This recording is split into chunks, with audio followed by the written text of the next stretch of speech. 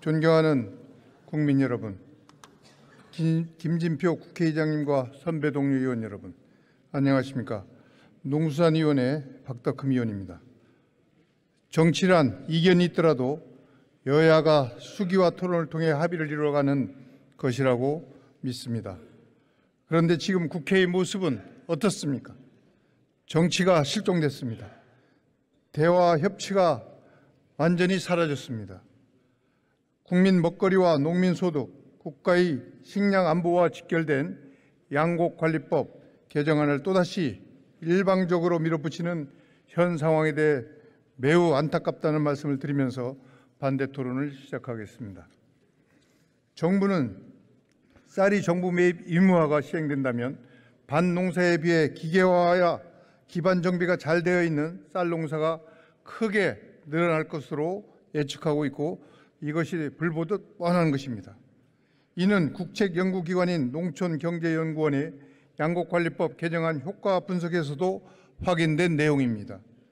결국 쌀 매입에 대한 정부의 재정 부담이 늘어나고 이는 쌀 이외의 다른 작물과의 형평성 문제가 발생할 수 있다는 것이 정부의 분석입니다.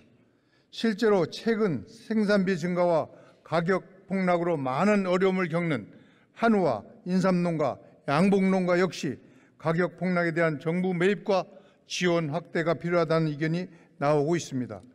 그렇다면 민주당은 인삼관리법, 한우관리법, 양봉관리법 등 이런 것도 만들어서 주실 것인지 묻고 싶습니다. 정부는 키우는 농작물 종류에 상관없이 국민 먹거리를 책임지는 모든 농민의 소득 증대를 위해 형평성을 갖고 노력해야 할 의무가 있습니다. 그래서 윤석열 정부는 쌀 소비량이 점차 줄어드는 만큼 쌀 농사를 타작물로 유도하는 전략작물직불제를 실시를 하고 동시에 농가 소득을 보장하기 위한 농업직불제 확대를 약속했습니다. 그리고 장기적인 농업 발전을 위해 청년농 육성과 스마트 농업 확대를 위해 노력하겠다고 밝혔습니다. 그런데 민주당은 집권 여당일 때도 재정 부담을 이유로 반대한 정부의 쌀 의무 매입을 야당이 되자마자 일방적으로 이렇게 밀어붙이고 있습니다.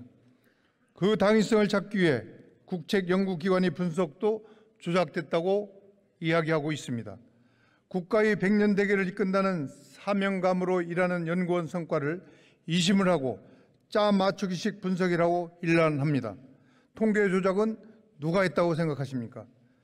정치가 과학을 덮으면 국가 미래는 없는 법입니다. 국책연구기관의 과학적 분석을 무시하면 연구기관의 존재 이유는 도대체 무엇입니까? 국가 식량 안보와 농민 소득을 좌지우지할 정책 근거를 과학적 분석이 아니면 도대체 어디서 찾아야 하는 건지 묻지 않을 수가 없습니다. 국가 식량 안보와 농민 소득을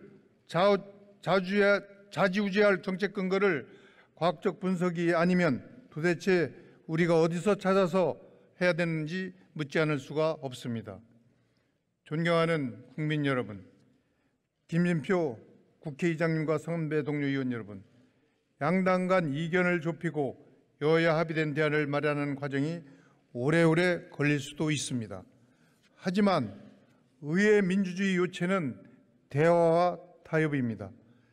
대화가 아닌 대결, 타협이 아닌 배제의 원리가 지배하면 논리나 이성은 마비되기 마련입니다.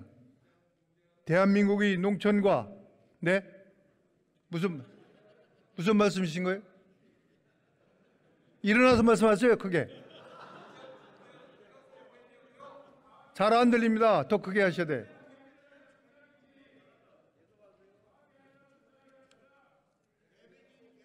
이래서 국민들한테 국회가 욕을 먹고 있는 겁니다. 네, 이래서 국회가 욕을 먹고 있습니다.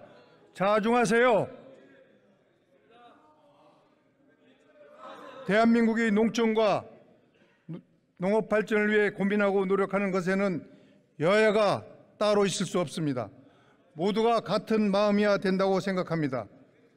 존경하는 선배 동료 의원님들께 간곡하게 호소드립니다. 여야가 함께 쌀 가격을 안정화하고 농가 소득을 보장할 수 있는 합리적 방안에 대해 심도 있게 논의할 수 있도록 소신 있는 의원님들의 현명한 판단 부탁드리겠습니다. 경청해 주셔서 감사합니다.